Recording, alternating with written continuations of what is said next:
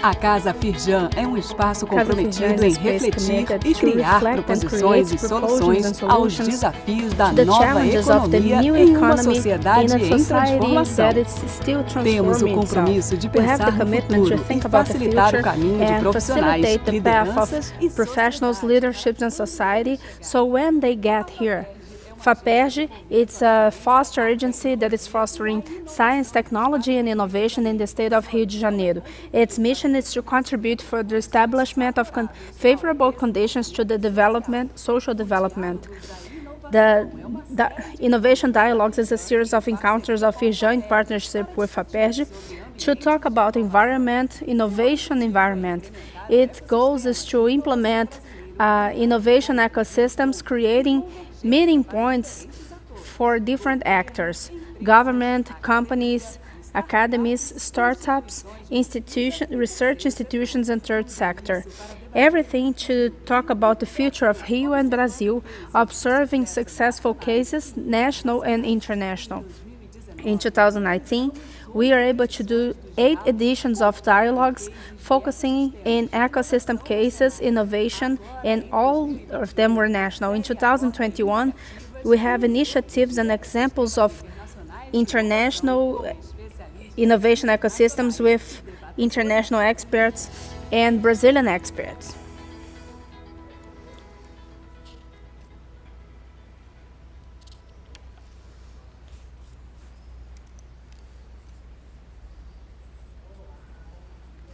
Good morning, everyone. My name is Julia Zarco.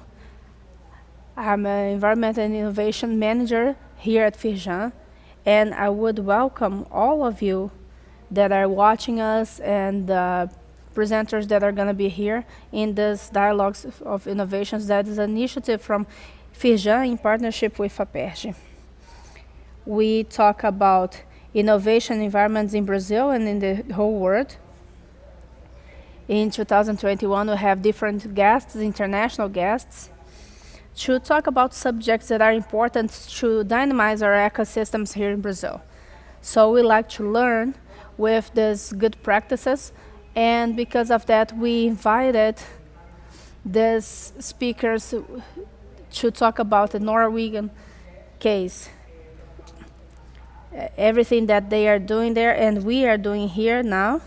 And we are going to share and talk about this subject today. And I want to give you a few informations. We produce visual and video of all our encounters, and we are going to leave a link in the YouTube chat about the other editions. This edition is going to be transmitted live. It's being broadcast live, and it's recorded and available.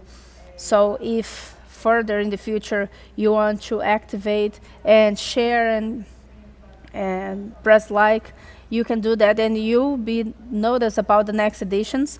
We also have our agenda that is available on Instagram, on Casa Firjan Instagram, for all the others editions, other formats, everything that we have. Our training courses, professional leaderships. We have classes that are available at Firjan, and other encounters that always talked about these trends, futures, everything that is impacting us. And for this, we need to be ready to answer. And to start today, something important. We are going to have here our guests, and it's important that you send questions and you interact on YouTube here with the chat. They will be able to access here.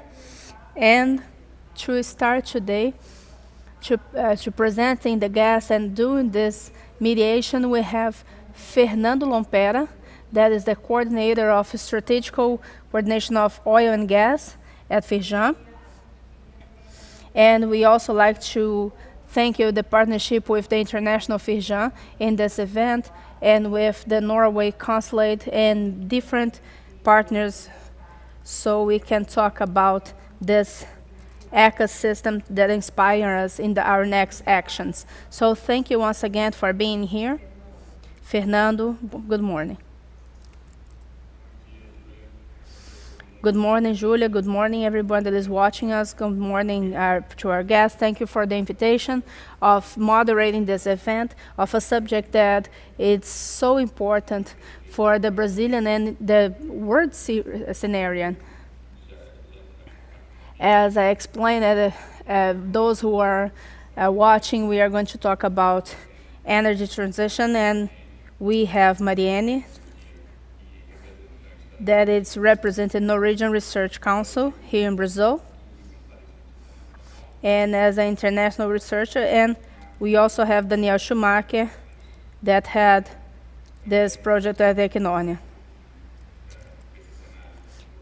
We want to talk about this scenario and technology, looking at the energy transition issues that are very important for the country, especially to this the emission reduction that we are talking about, and it's growing more and more in the market. And here, we think it's important to bring this debate.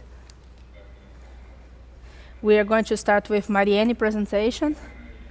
Muito obrigado pela participação. Eu passo a palavra para você, agradeço mais uma vez, e a gente vai... And we are going to keep talking during the event. Everyone, and thank you, Firjan and partners, for your kind invitation and for your introduction. So maybe I can share my slides now.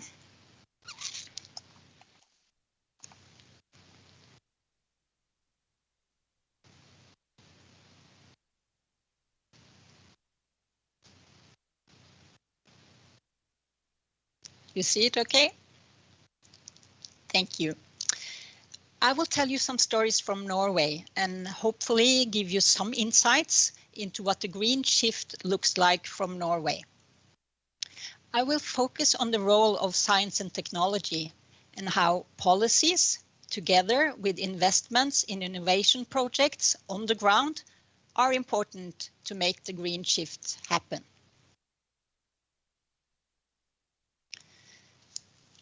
As you know, Norway is an energy nation. We have mountains, rivers and lakes, which we have tamed to supply us with hydroelectrical power for 130 years. In the late 60s, we also discovered large amounts of oil and gas below the Norwegian continental shelf. And as you know, petroleum has become a vital part of our economy. The process industry, run by hydropower in the early days, and later the oil and gas industry, have contributed to many jobs and a high level of wealth and welfare in Norway. But this would not have happened, at least not to the same extent, had it not been for focus on competence building and large investments in science and technology. In total, the energy sector is the biggest sector in the Norwegian economy today. But there are two important factors that may create dilemmas going forward. One, the oil and gas reserves do not last forever, and it may not even be sustainable to exhaust the resources. Number two, the Paris Agreement needs the whole world to work together for our common future.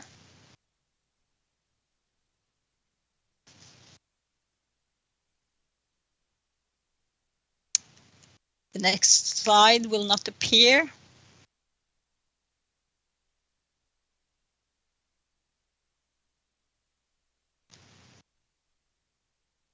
So maybe I need to unshare and share again. Yeah, there it comes. Thank you. Climate change is, as you know, one of the many global challenges. And 70% of the global emissions are related to energy. When the latest report of the Intergovernmental Panel of Climate Change was released recently, it was framed as a code red for humanity. The good news was, if you look for bright spots, that the 1.5 degree target still is within reach. but only if serious efforts are being made to reduce carbon emissions. It remains to be seen, however, what happens in Scotland next month and at the COP26. Norway's climate target is to reduce the emissions by 50 to 55% compared to 1990 levels by 2030. Norway will also be a partner for Europe and for the EU in the goals set up in the European Green Deal. The European Green Deal is Europe's strategy for green growth, and the goal is no netto emissions in Europe by 2050. Norway has a climate plan to reach our targets. Some important policy instruments in the climate action plan are taxation of greenhouse gas emissions, regulatory measures, financial support for the development of new technology, and initiatives to promote research and innovation. So we see that science and technology plays an important role in this transition.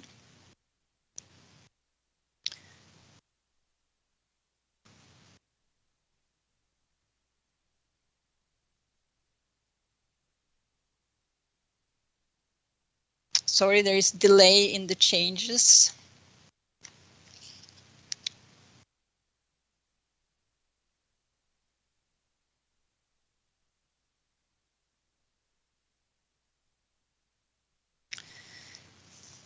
Norway has the ambition to maintain the position as a leading energy nation and at the same time reduce carbon emissions.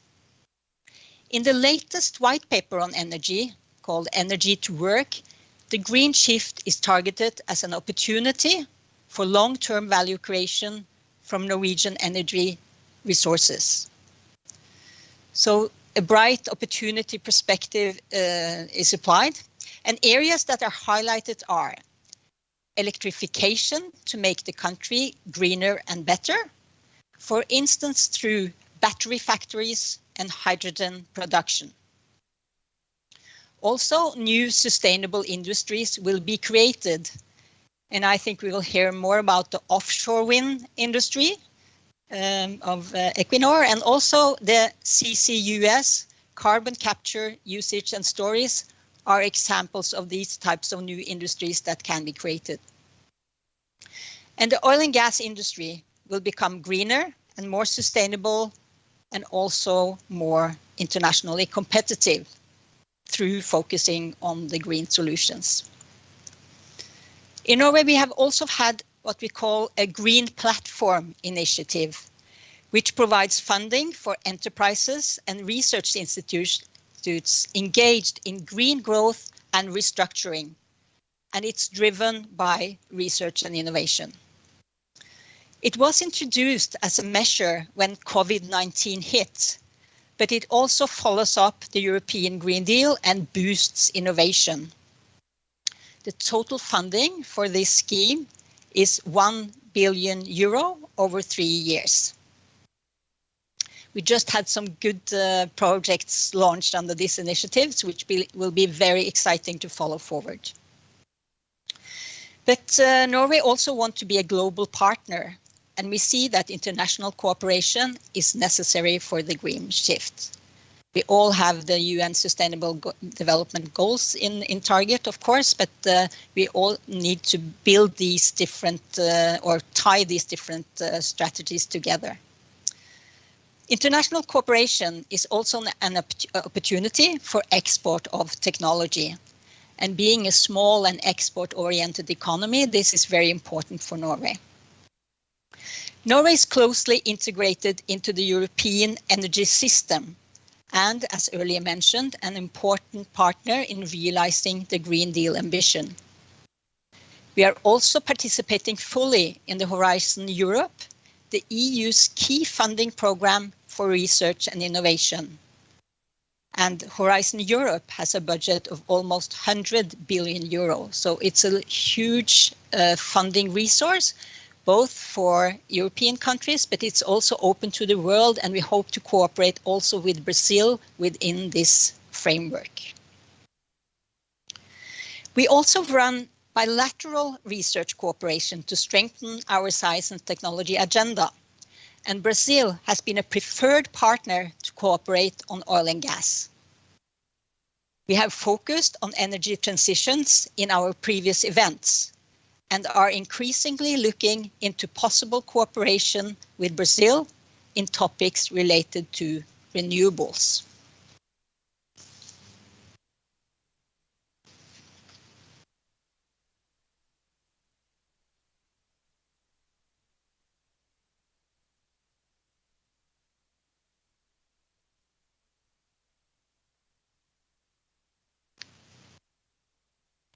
Sorry for the breaks, it's a bit of delay in the changes here.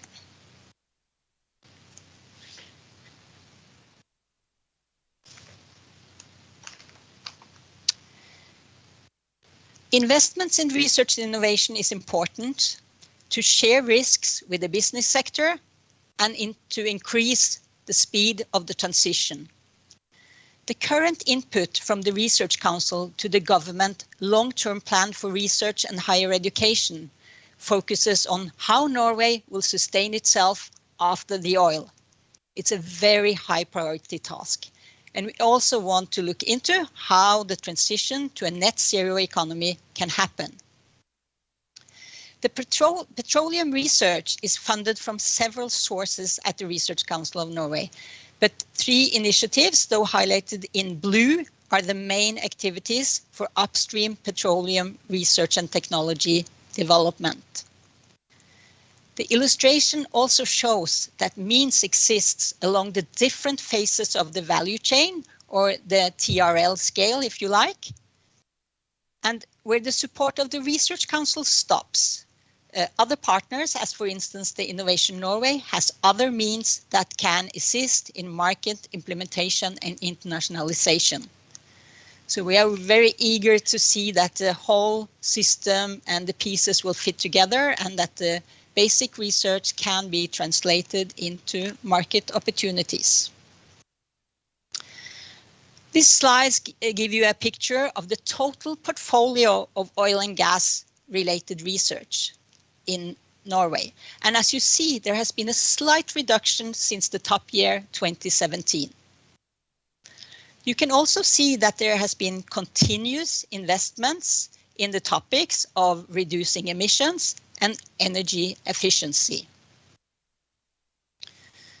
So I will not go into all these, but it's quite substantial investments in petroleum research. And we actually have a special report showing that every kroner invested into petroleum research has paid 30 kroner back to the Norwegian state through employment and through climate effects and so on. So it has been quite an important investment for society. Looking at the renewable portfolio, there has been an increase in the latest years, up to 900 million Norwegian kroner, about 90 million euro in the year 2020. Investments in renewables and CCS have been continuous, and there has been a large increase in the topics as energy systems, electric transports, and energy efficiency research. So broad and continuous investments have been emphasized as very important. The Brazil-Norway Science and Technology Cooperation goes back to 2008, but really picked up speed with the BN21 agreement in 2013. And the BN21 stands for Brazil and Norway in the 21st century. In 2014, agreements were made with FINEP, paving the way for funding of joint calls in offshore petroleum that has been carried out in 2016, 2018, and the latest in 2020. We're actually waiting for the results to be published in the very near future. The other core activity of the bilateral cooperation is the November conference. The conference has been carried out every year since 2013 and is an important networking arena for projects, academics, and companies from both countries. You see many of our prime institutions are represented in the cooperation on different oil and gas related topics. In 2019, we had separate tracks on offshore wind and solar energy at the conference. And in 2020, there were individual webinars focusing on the two mentioned renewable topics, wind and solar. The Research Council also has seen an increasing potential in renewable energy, including energy systems analysis related to solar, PV, and wind energy. And these may be relevant to include in future joint calls with Brazil.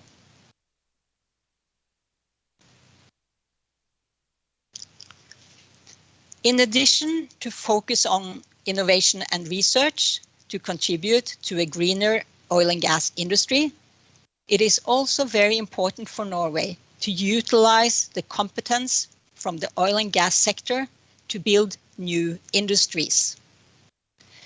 Examples of such which Norway are investing in are CCUS, as mentioned, and also hydrogen production, offshore wind, and in particular, floating offshore wind.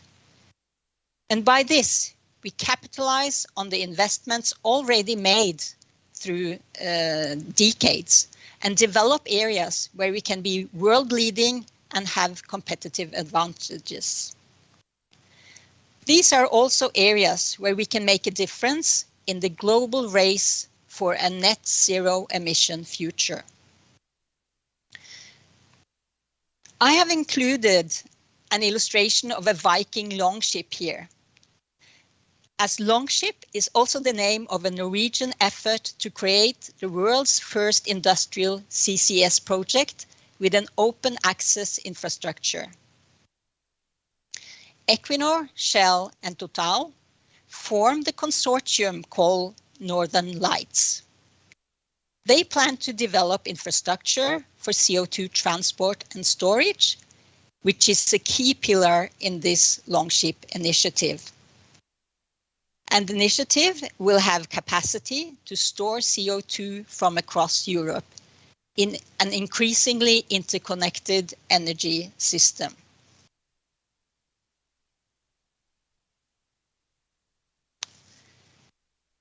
At Team Norway in Brazil, we are all working in partnership to realize the climate and green growth ambitions and to facilitate new partnerships with Brazilian companies, government, and academic institutions. We have interesting events ourselves, and we are now planning the Norway-Brazil Weeks this year, and there will be events, for instance, on hydrogen and offshore wind. So I invite you all to stay tuned. And thank you all for your attention.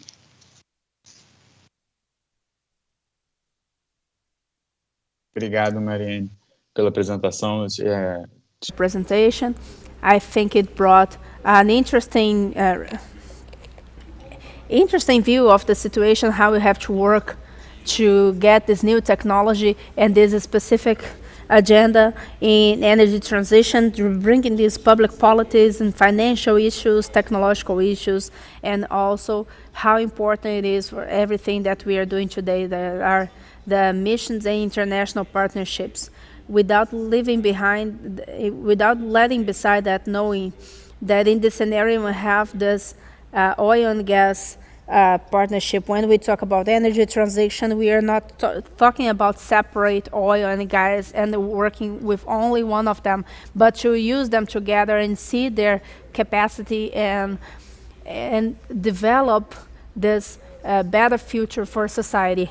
And in this way that we have here representative from Equinor, as you said, they have an important project in Europe, and we invited here Equinor to do its presentation. So Danielle, once again, thank you. I think you can start your presentation now. Thank you, Fernando. Thank you, Julia, for the opening. And thank you, Firjan, for the invitation. I would like to say to Mariana, it was a wonderful presentation, and I'm very happy that to be aligned with what I'm going to present. I believe that since the beginning of this challenge of climate change, since this collaboration, this partnership, the need to develop new, to make it easier that this transition happens also in Brazil in a solid way and with long-term pillars. So I'll start sharing my screen here. For all of you, my name is Danielle. I work with Neo Business and Development in Equinor. I'm going to talk about the international experience of Equinor and offshore winds and some perspectives about Brazil.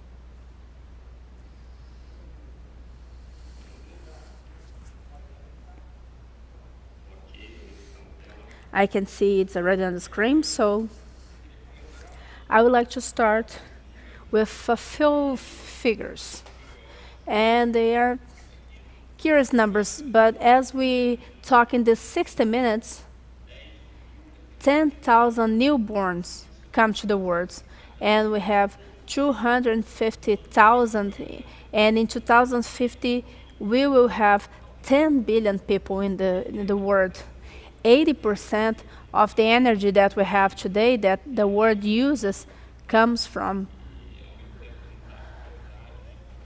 We know that the life quality and welfare for society, we need to have this welfare and quality, we need energy, and we have this greatest challenge, or one of the biggest challenges that we have, because we have, it's the one that impacts the society the most. That is the energy transition challenges and the climate changes that we are facing. So we need to do something, and we need this for yesterday. And many initiatives are happening in the government point of view, in the private sector point of view. And because of that, Equinor recently start talking about with all the shareholders, and we talked about the challenge and zero emissions until 2050, including all the scopes 1, 2, and 3. But this is not something simple. It's not something trivial. It's one of the climate ambitions. I think it's the boldest climate ambitions in the energy sector, for a sector that is producing energy and have this history of this international history, and it's a commitment with the need that we have. This does not happen in one day. We have to plan a lot before start executing, and this is why recently we launched the capital market state in July 2021, that 50% of the investments, of the gross investments, are going to be guided for carbon emissions and having offshore winds with one of these pillars. So in 2025, we hope that more than 30% of the investments are for these areas. And if this journey as an energy company, we base ourselves on this commitment with sustainability, and the investment plans shows that we are really committed. So it's something, it's not easy to do, but it has to be done. Other players from the sectors are also doing the same thing, and we need to collaborate. I will talk about more about this collaboration in these next slides. It's also interesting, as Fernanda and Mariana also mentioned, where we can learn more. We have decades and decades of oil and gas and excellency in oil and gas, and why Equinor is investing in offshore wind. The relation seems different, but I can say that it's very similar.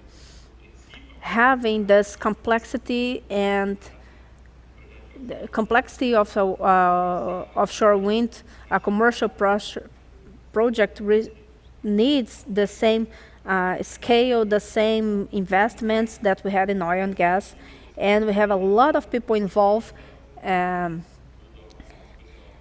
Safety is our first priority. Of course, the investments this big, we need a financial. Brazil specifically, we are celebrating 20 years in Brazil. It's extremely important because we have this local market knowledge, we have this stakeholder knowledges, the government, academy, and all the partnerships that we are able to cultivate today that were brought from this 20 years of work. It's extremely important, especially for this industry that it's being born now, that it's innovation, that it has to be in their DNA from the first day. And this is not different from Equinor DNA, because that it was made it possible, this affair, this development, this growth in this last decades of oil and gas, and this is what is going to make it possible to have the costs to develop the offshore wind technology innovation with this partnership with different players. So showing a little bit, I believe that we talk about the plan, but we can talk about of what it's already happened. So to show this capability, this ability to make it all, and after that I'm going to do a narrow down to Brazil. But here we have 3 examples that it's already happening. The first one is High Wind Scotland, was the first wind. It was the first wind farm. It started in 2017, and it might seem distant, but just for confirming this technology as part of the energy matrix, it's something guaranteed. We have to look for this and try to reduce the costs, but it's already proof that it's a technology that it's part of the future. And we have a capability of 30 megas. We have more than 20,000 houses, and we reduce 60 to 70% in a few years. So it shows that from now on, we are going to be able to reduce the costs. The second, that it's on top of the carbon and reducing the emissions to produce oil and gas. Equinor always have is the high wind pumping. We have 11 turbines. It's already being built.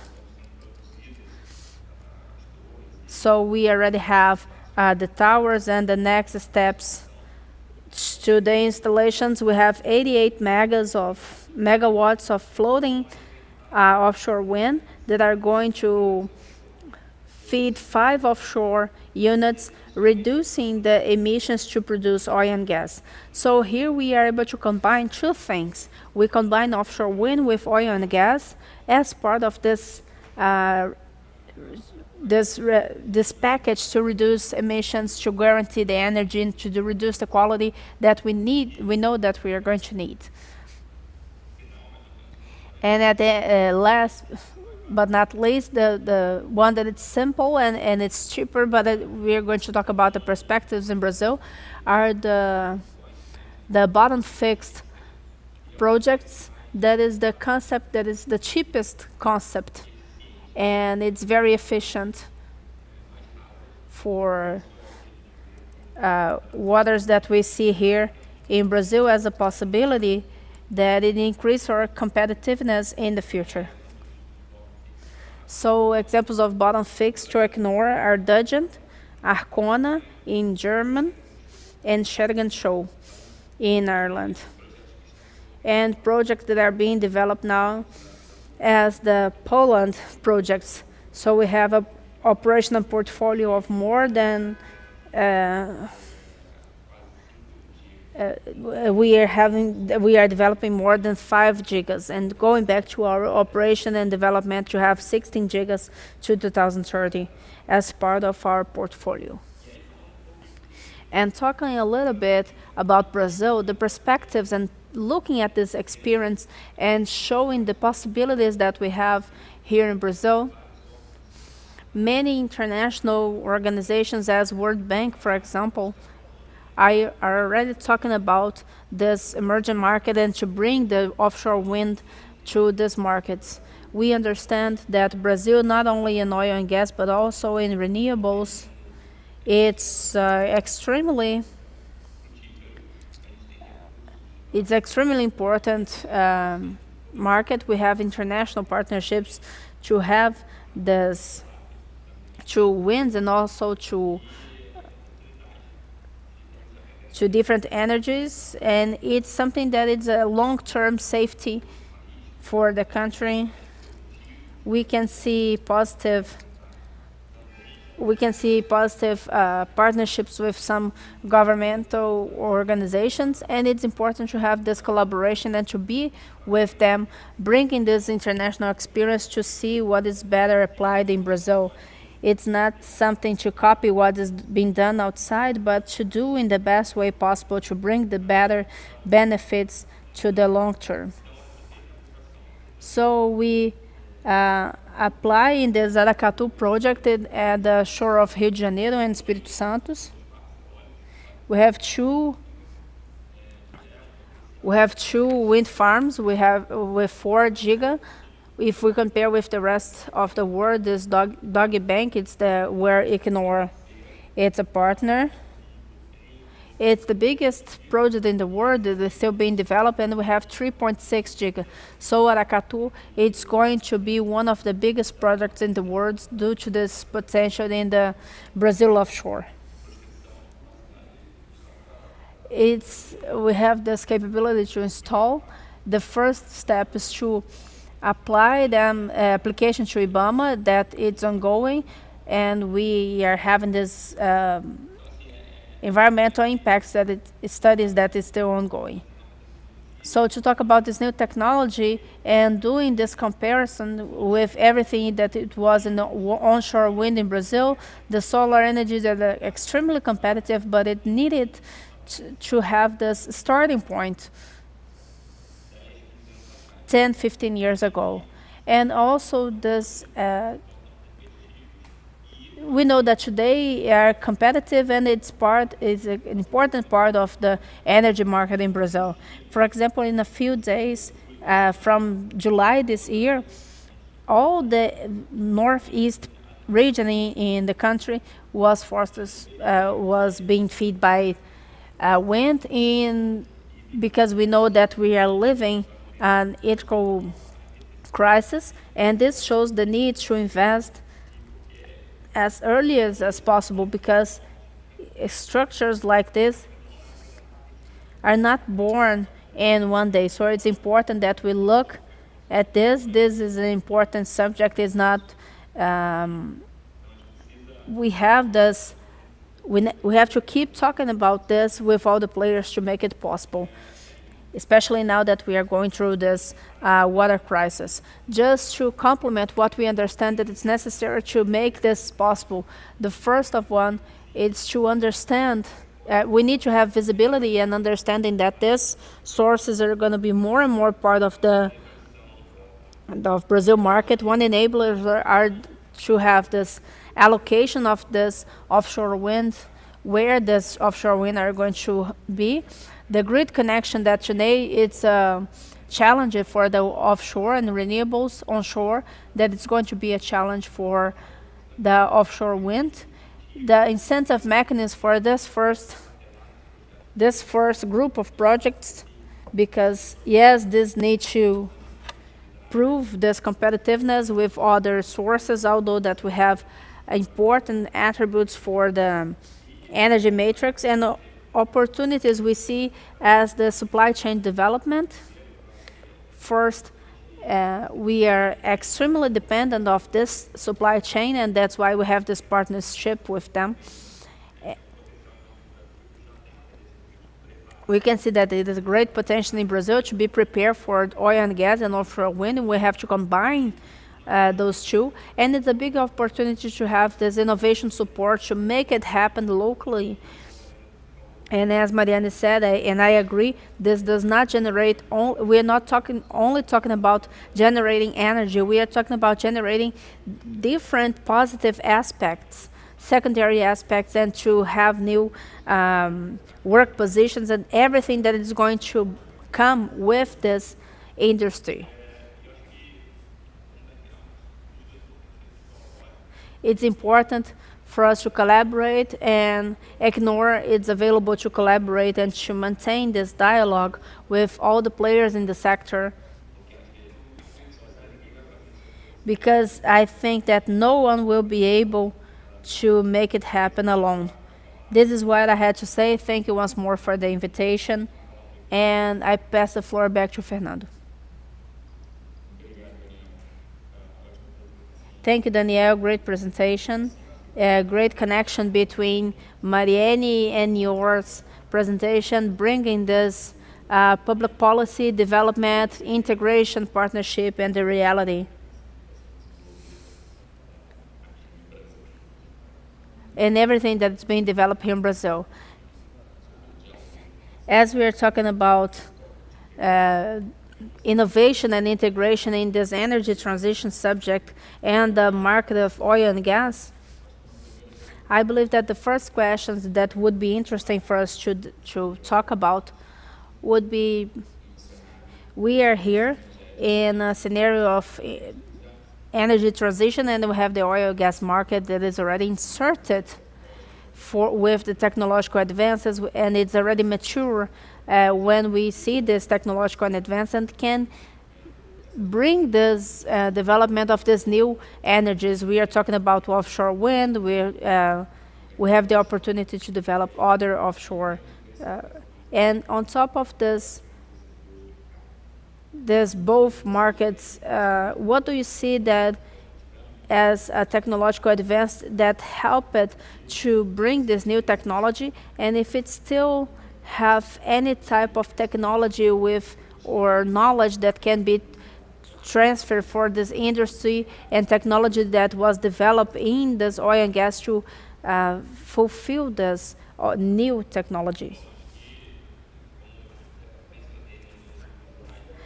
I believe that, as I mentioned in one of the slides, we see that we have a lot of similarities and the potential and expertise that oil and gas being transferred for the offshore wind.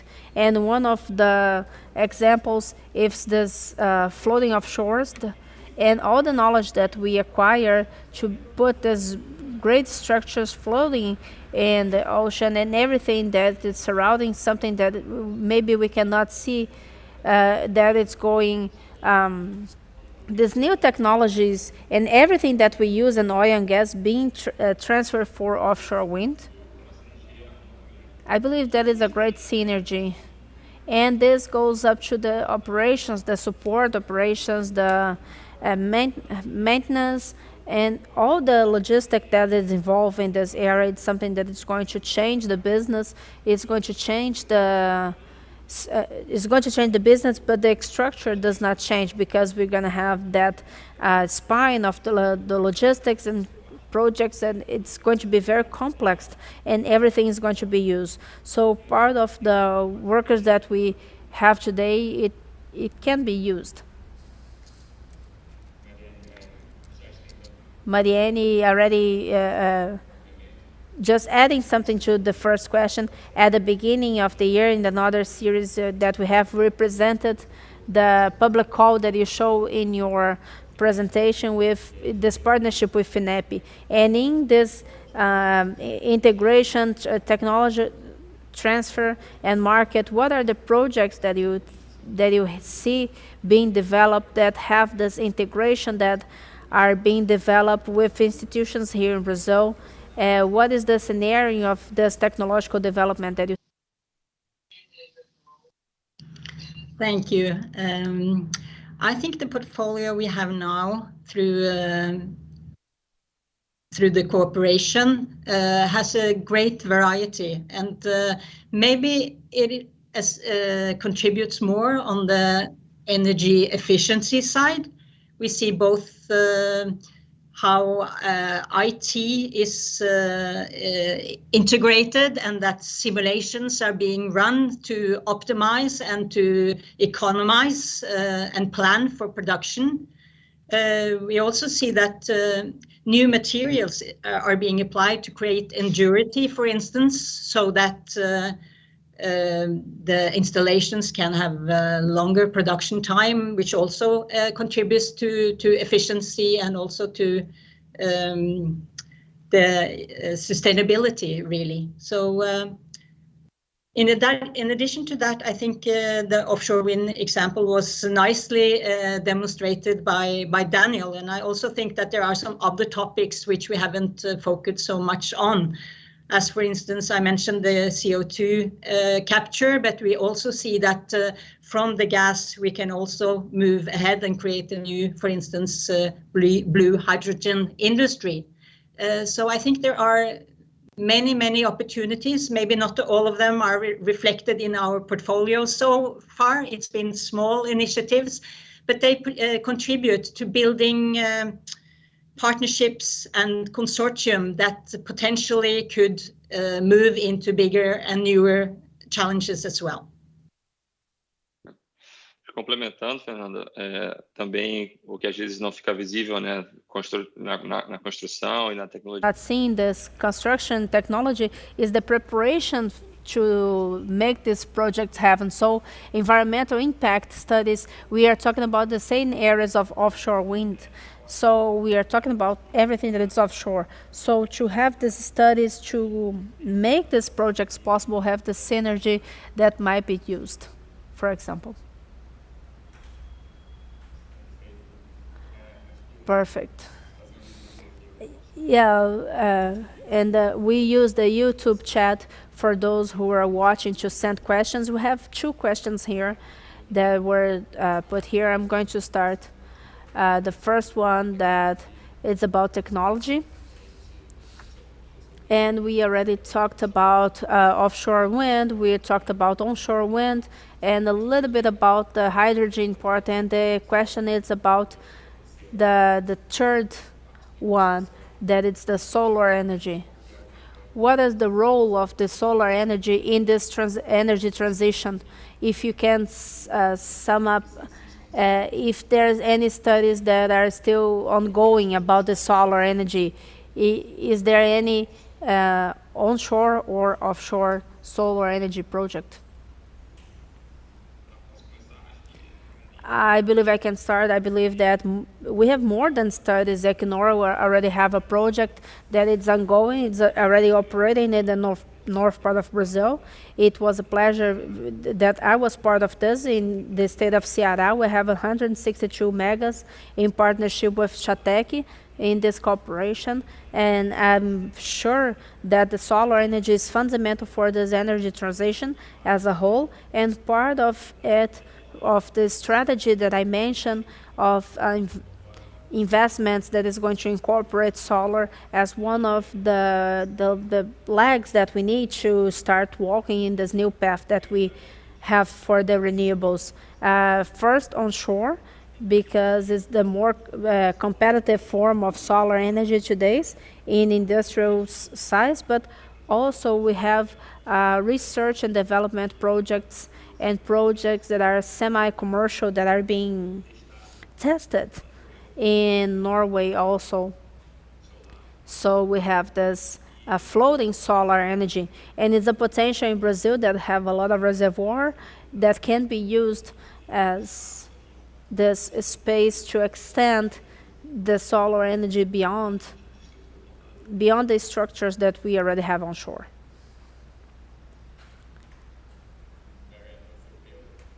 Mariane, do you see these projects, this type of expansion of the solar energy offshore?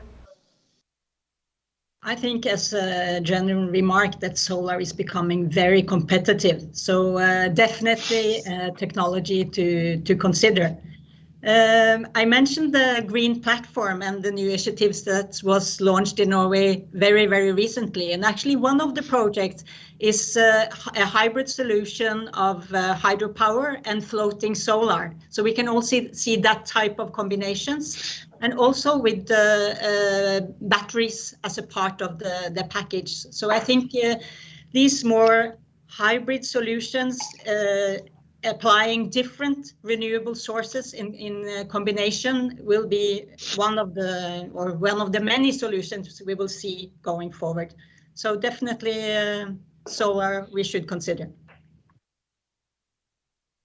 Perfeito. Aqui no Brasil Thank you. Here in Brazil, as Daniel said, not necessarily would be a offshore solar, would be a solar in reservoir that we already have, the ones that are producing energy from the power plant. I have another question. I'm going to combine two questions because I think it's interesting to bring this Norway point of view. Carolina asked about if you see with good eyes the perspective for COP21, how is this development? And Julia Zardo also asked about, in this process, is it viable to insert small and medium companies without the support of the government? How do you insert these small companies to support the technological development that we have?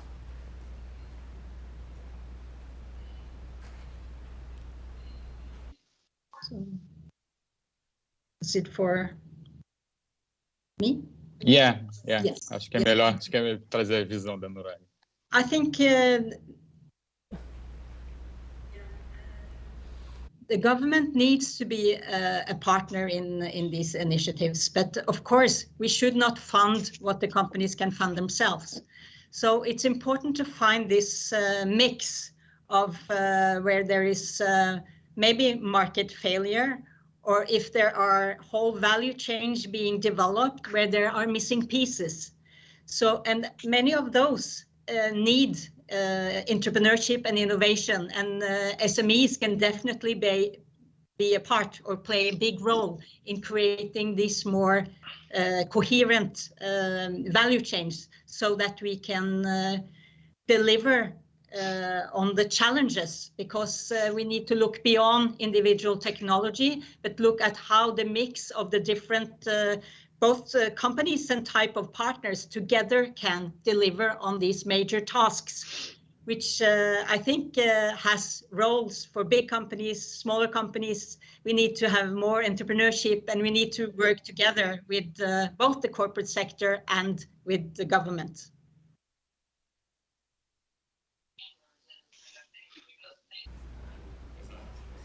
Yes, this integration process not only about countries, but looking at the need to develop this value chain and understanding the ability of each one of the parts. It's important in this process. We had an interesting debate. We are getting to the end. I do not want to pass the time. I believe that before wrapping, if Daniel can have his final remarks, and then Marianne can have her final remarks, and then we end up.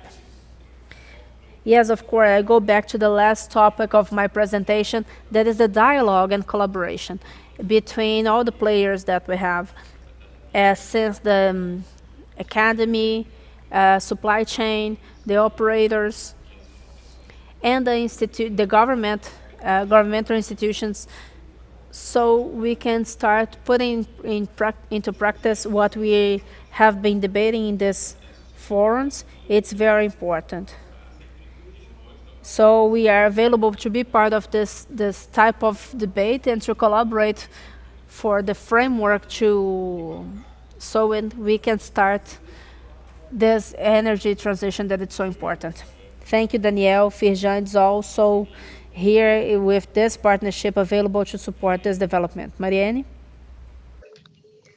I would just like to make the point about the involving the great minds, so that we keep an open eye for education, higher education, and involving students and looking for the best minds, the new entrepreneurship frontiers, so that we make sure we become both attractive and get the best solutions. What we are starting to see is that even larger companies, if they're not having this societal aware approach towards the business areas and the solution they're trying to contribute to, they actually become less attractive for the new workforce. So stay ahead with both the competitive edge and also see your contribution in the larger pictures will be more attractive for many young people in the workspace today. Exato. Thank you, Marianne. This is very important. We brought this technological development to see the competitiveness that each country has and to bring this interaction for the technological development. And this means when we talk about development, it's new technologies and new capabilities and a new group, a new arrangement of market that needs to be developed and people that will need to insert themselves in the market. So we are also working, developing these capabilities, and we didn't talk about this technological development, but for this energy transition, it's inserted in this water crisis that we are going through, this energy crisis that we are going through, this lack of some solutions. The prices are going up and it's impacting the availability. We are lacking financial resources. It's changing the market and the development of these new technologies. Here, hoje, e Daniel. And also Daniel for being here today.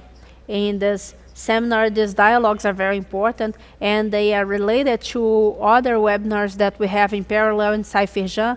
We have one of new energies, we have one about oil and gas. So this cooperation, this exchange that we have, it's adding a lot of information to our debate. So once more, I'd like to thank you. I'd like to thank you everybody that developed these webinars, everyone that were here and invited me to be this, invited me to moderate, the ones that are watching on YouTube, the ones that will watch later.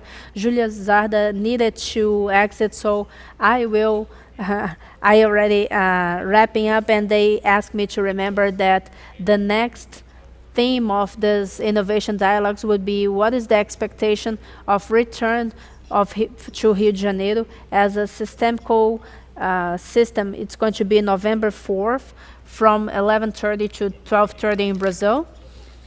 So you can already have the date, and we have a QR code if you want to answer and help us with new editions.